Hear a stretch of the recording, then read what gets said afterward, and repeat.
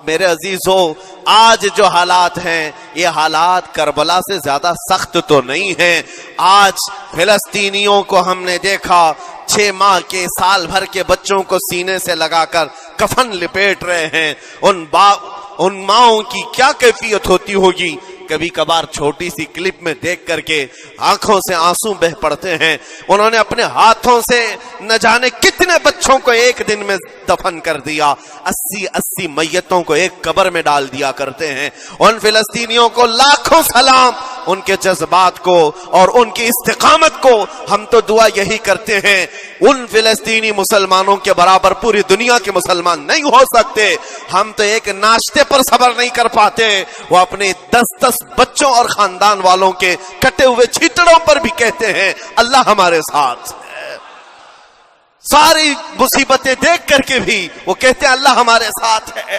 ان کے گھر اڑا دیے گئے، تباہ کر دیے گئے، راکھ میں بدل دیے گئے، اور نیوز اینکر یہ دجالی میڈیا وہاں جا کر کے ان کے زخموں کو کھرید کر کے پوچھتا ہے تمہارا مال کیسے آئے گا، تمہارا گھر کیسے چلا گیا، لیکن ان حالات میں بھی وہ مسکرا کر کہتے ہیں اللہ نے دیا تھا، پھر اللہ ہے اور اللہ دے گا۔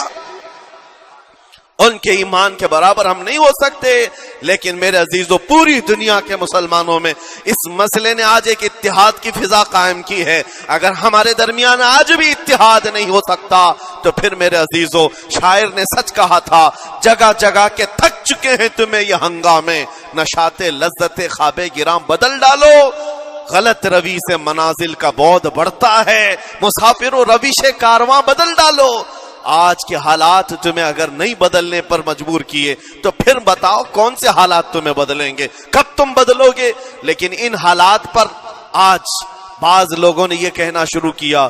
میں نے چند دنوں پہلے ایک آیت پڑھی تھی، ایک بیان میں کہا تھا اللہ قرآن میں فرماتا ہے هو الذی ارسل رسولہ بالہدی ودین الحق لیظہرہ علی الدین کلہ، وہ اللہ ہے جس نے حق دین کے ساتھ اپنے رسول کو بھیجا ہے اور ہدایت کے ساتھ اپنے رسول کو بھیجا ہے۔ کیوں بھیجا ہے؟ لیظہرہ علی الدین کلہ، تاکہ وہ رسول پوری دنیا پر یہ دین غالب کرے، یہ دین غالب آئے گا۔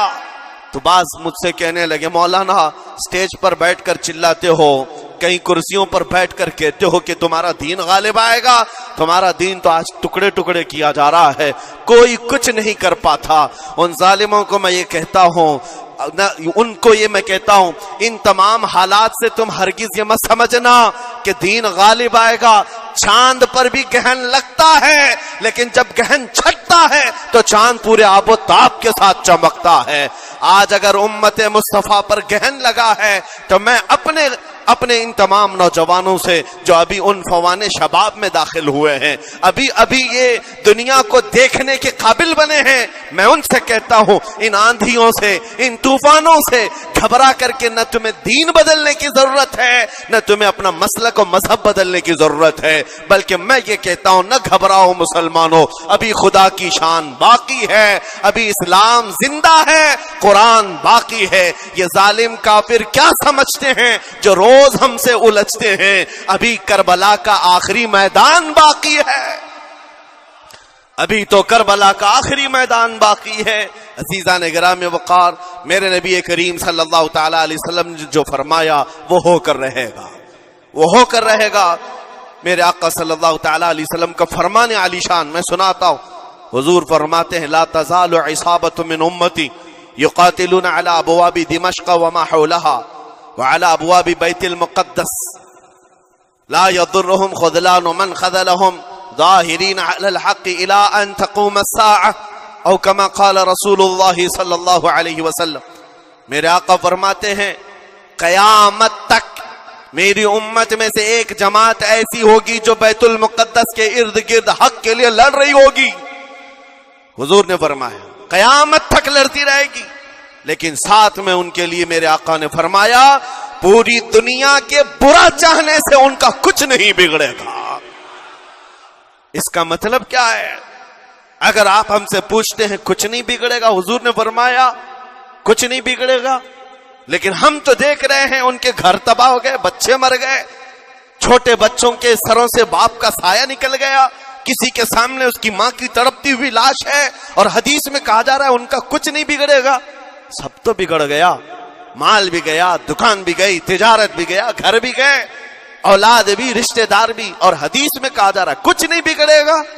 میرے عزیزو یاد رکھو، میرے آقا کا فرمان حق ہے. کچھ نہیں بگڑے گا کا مطلب کیا ہے؟ یہ تمام اسباب جانے کا مطلب یہ نہیں کہ بگڑ گیا. بگڑا تو اس کا ہے جس کا ایمان بگڑ گیا. ایمان جس کا گیا اس کا سب بگڑ گیا. اور ہم نے ان بچوں کو دیکھا ہے آج، ارے رات کو سوتے ہیں تو انہیں پتہ نہیں ہوتا صبح ہوگی بھی کہ نہیں ہوگی. لیکن اس کے باوجود ایک دل دہلا دینے والی بات میں بتاتا ہوں. مصر کی سرزمین سے لوگ پانی کے بوتلیں اور ڈبے اٹھا اٹھا کر کے بارڈر پر جا رہے ہیں، لیکن فلسطین غزہ کے وہ مسلمان کہتے ہیں اپنا پانی تم رکھو، اللہ کریم ہمارے لیے کہیں سے اپنی ہی زمین سے پانی عطا کرے گا. ان کو لوگ کہہ رہے ہیں کیا آپ نہیں دیکھ رہے وقت کا بڑا فرعون روز الٹیمیٹم دیتا ہے 24 گھنٹے میں علاقہ خالی کرو، نکل جاؤ، گھر خالی کرو.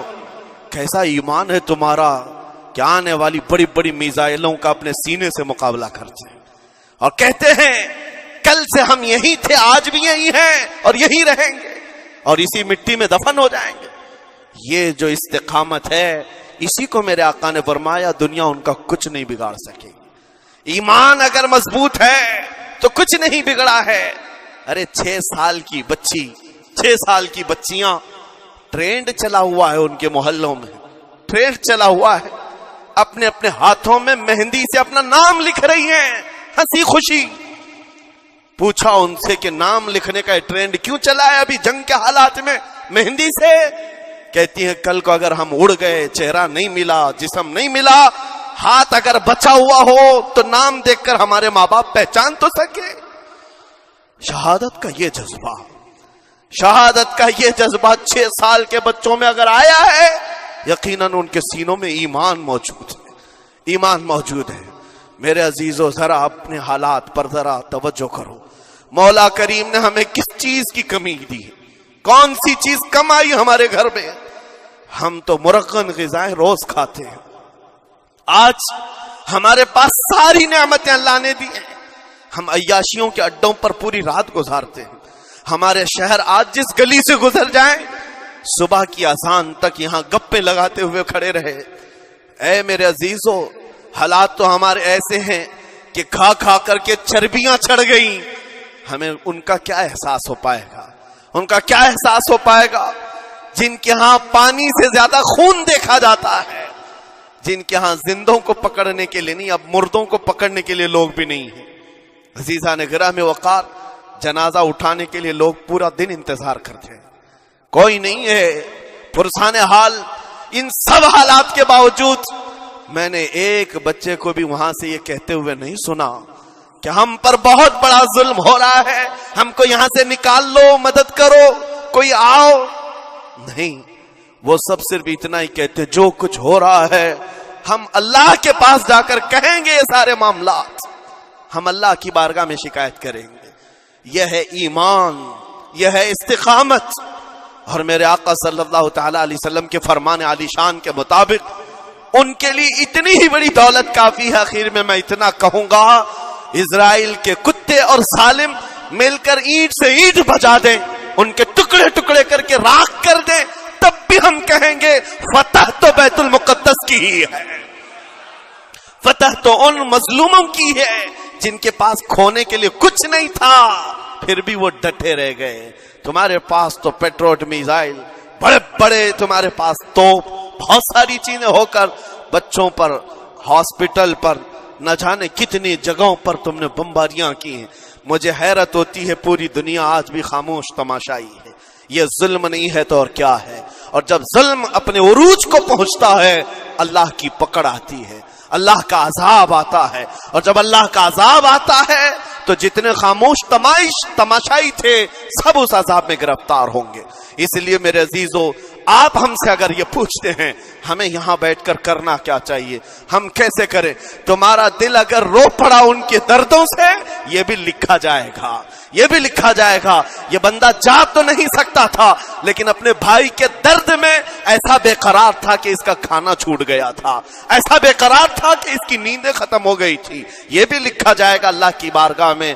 لیکن یہاں بیٹھ کر کے ہم عیاشیوں پر عیاشیاں کریں، اپنے گناہوں سے کبھی باز نہ آئے، تو پھر میرے عزیزو ان نہت مظلوموں کے ہم بہت خطرناک قسم کے دشمن کہلائیں گے، جہاں ان کو پانی کا ایک قطرہ نہیں، جہاں ان کے لیے لقمہ نہیں، وہ کسی کا بچا ہوا کچرا کھانے پر مجبور ہیں۔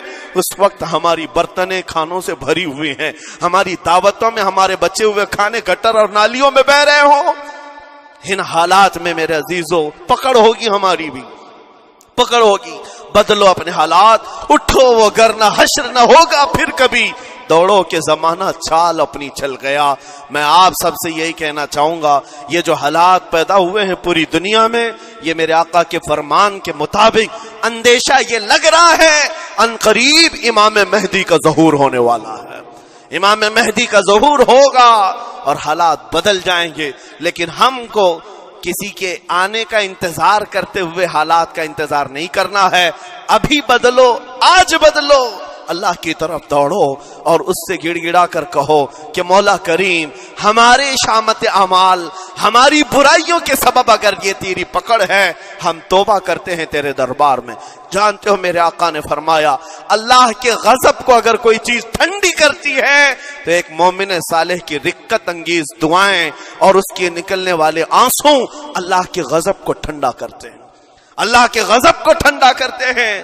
تم گڑ گڑاؤ اس مولا کی بارگاہ میں، یہ نہیں کہ اجتماعی طور پر کسی کے سامنے آپ رو دھو کر چلے گئے یا پھر آپ لوگوں کو دکھانے کے لیے کوئی سٹیٹمنٹ جاری کر دیے، نہیں، تنہائی میں بیٹھے ہو، اکیلے میں بیٹھے ہو۔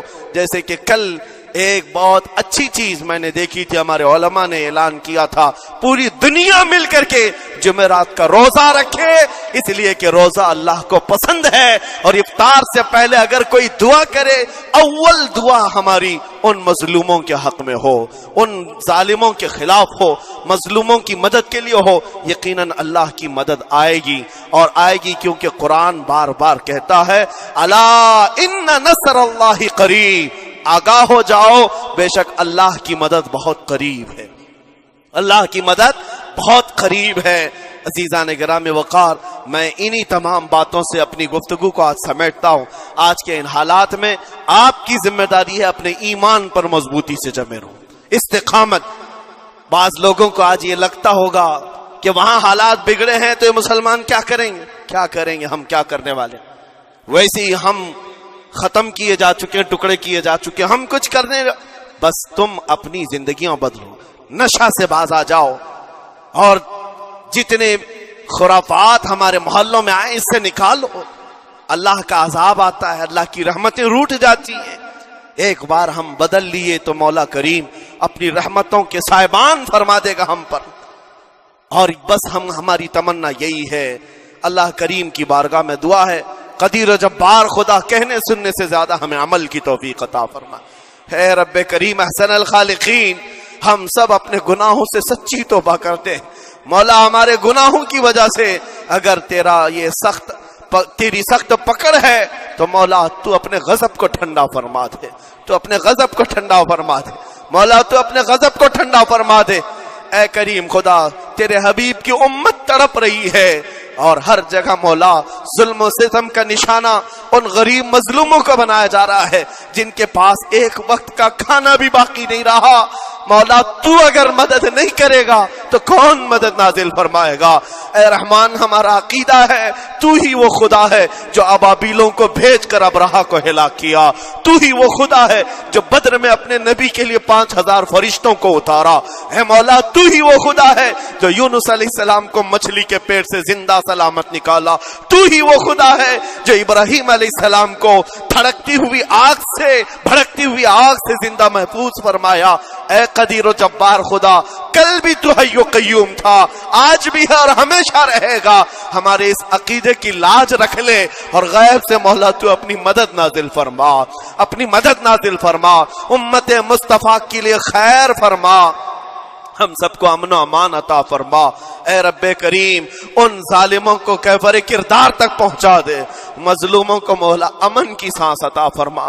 ہماری خوشیاں اگر لکھی ہوئی ہے اے رب قدیر ہماری خوشیوں میں سے ان کو یہ تقسیم فرما دے، اے اللہ ہماری حصے کی خوشیاں انہیں تقسیم فرما دے، اے رب کریم ہمارے امن و سکون کو ان کے درمیان تقسیم فرما دے، اے اللہ ان بلکتی ہوئی ماؤں کی آوازیں ہماری نیندیں اڑا چکی ہیں مولا، ان بچوں کے زخمی چہرے مولا بار بار ہماری آنکھوں کو ترساتے ہیں مولا، کب تک یہ تیری آزمائش ہوگی، کب تک یہ امتحان ہوگا؟